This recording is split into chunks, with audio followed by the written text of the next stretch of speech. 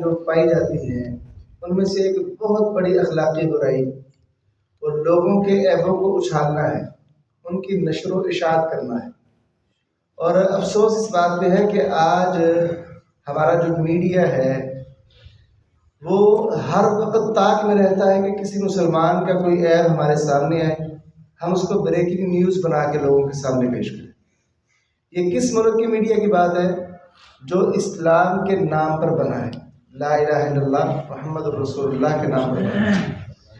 اس اسلام کے نام پر بنا یہ ملک ہے کہ جو اسلام کہتا ہے کہ فَإِنَّ دِمَاءَكُمْ وَأَمْوَالَكُمْ وَأَعْرَاضَكُمْ حَرَامٌ كَحُرْمَةِ يَوْمِكُمْ هَذَا فِي شَهْرِكُمْ هَذَا فِي بَلَدِكُمْ هَذَا۔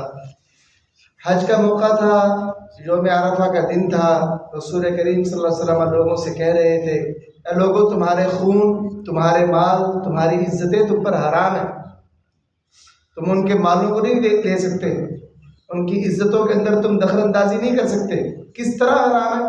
کحرمت یومکم ھذا، جس طرح آج کا دن حرمت والا ہے، یوم عرفہ کا دن، فی شہرکم ھذا فی بلدکم ھذا، جس طرح یہ مہینہ ذی الحجہ کا حرمت والا ہے، جس طرح مکہ شہر حرمت والا ہے، اسی طرح ایک مسلمان کی عزت بھی حرمت والی ہے، اس کو ایسے اچھالا نہیں جا سکتا۔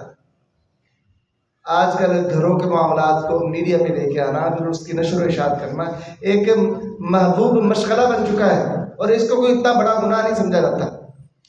اسلام ایک مسلمان کے عیوب کی نشر و اشاعت کی اجازت ہرگز نہیں دیتا۔ اسلام کہتا ہے کہ بندہ ہے نا، آدم کا بیٹا ہے، گناہ اس سے ہو جاتے ہیں، ہر آدم کے بیٹے سے ہو جاتے ہیں۔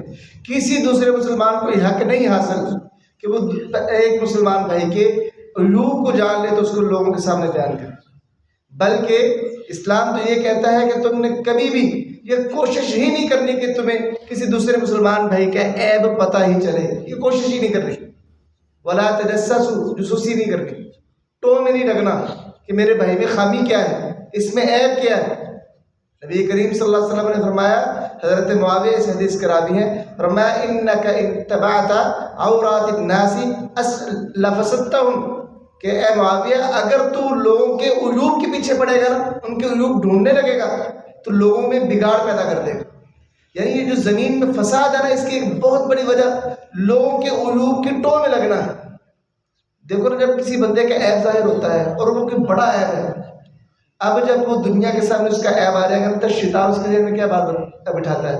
بدنام تو تم ہو گئے ہو نا، اب کھل کے کر لو، اب جو کرنا ہے نا کھل کے کر لو۔ شیطان اس کو یہ سبق پڑھاتا ہے، پھر وہ برائی پر جرأت زیادہ کرنے لگ جاتا ہے۔ اگر اس کا عیب چھپا رہے تو وہ اس برائی سے باز آتا ہے، یار ایک دفعہ غلطی ہوگی دوبارہ نہیں کرنی، اللہ نے عزت رکھ لی ہے۔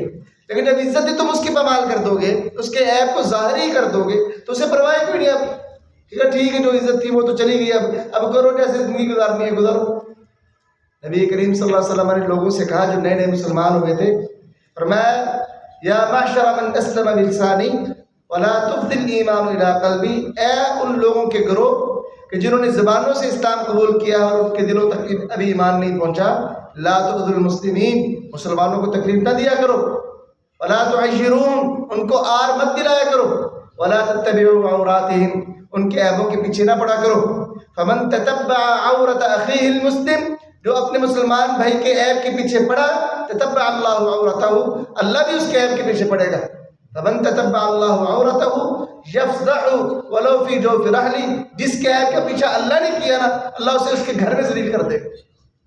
اسلام کے اندر تو لوگ کا پیچھا کرنا، ٹو میں لگنا، کوشش کرنے کی مسلمان بھائی کی برائی اور اس کا گناہ مجھے پتہ چلے، جائز ہی نہیں، بلکہ ایسی بات سننے کی کوشش کرنا کہ جس کو دوسرا بندہ چھپا رہا ہے کہ کوئی سن نہ لے، ایسے بندے کے بارے میں وعید نازل ہوئی ہے۔ فرمایا من سمع حدیث قوم وهم له کارہون صب فی اذنیہ الآلق یوم القیامہ، کہ جو کسی قوم کی بات سنتا ہے ایسی جو وہ ناپسند کر رہے تھے کہ کوئی سنے، تو فرمایا قیامت والے دن اس کے کان میں سیسا پگھلا کے لڑا دے گا۔ اسلام کے اندر عیوب کی ٹو میں لگنا جائز نہیں۔ ایک ہے کہ آپ کسی کے عیب کو جاننے کی کوشش نہیں کر رہے، آپ کو ویسے پتہ چل گیا۔ اب اگر ویسے پتہ چل گیا ہے، اسلام کہتا ہے اب بھی تمہیں اجازت نہیں کہ اس عیب کی نشر و اشاعت کرو۔ برائی ہے نا، برائی کی نشر و اشاعت کرو گے۔ اللہ کا قرآن کہتا ہے ان الذین یحبون ان تشیع الفاحشۃ فی الذین آمنوا لهم عذاب الیم فی الدنیا والآخرہ، بے شک وہ لوگ جو مسلمانوں میں بے حیائی کا پھیلنا پسند کرتے ہیں ان کے لیے دنیا آخرت میں دردناک عذاب ہے۔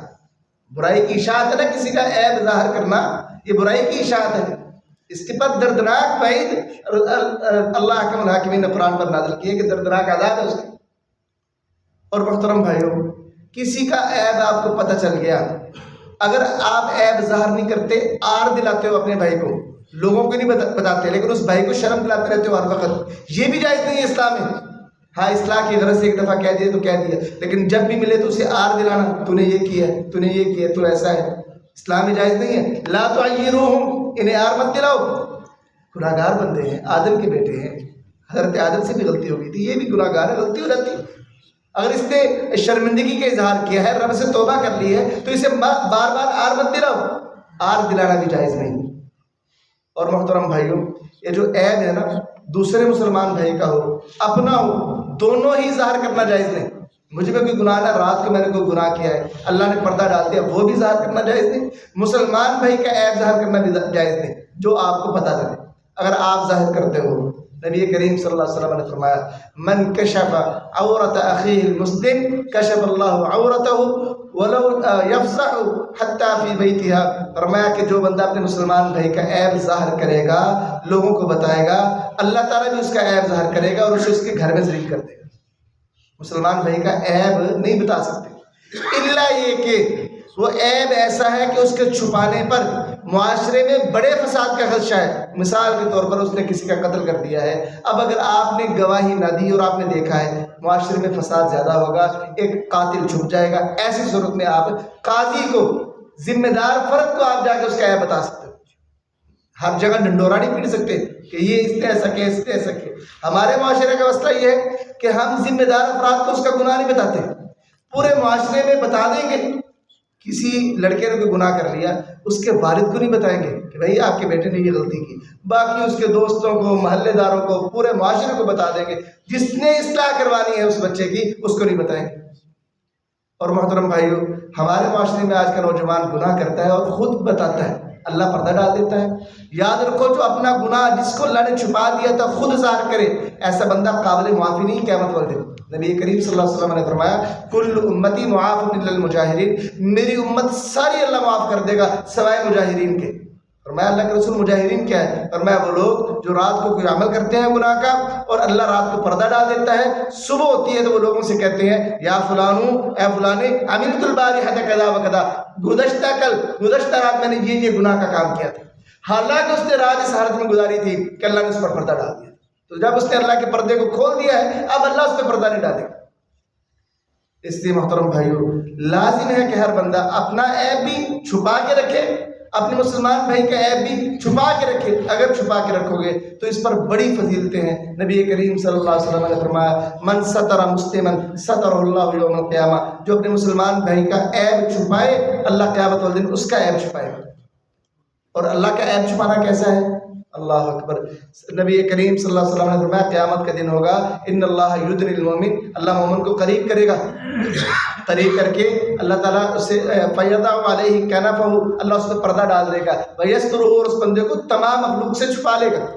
تمام مخلوق ہوگی نا معاشر کے میدان میں، اللہ اس بندے کو بلائے گا، اس پر پردہ ڈال کے اس کو چھپا لے گا ساری مخلوق سے، کوئی نہیں دیکھے گا اس کو۔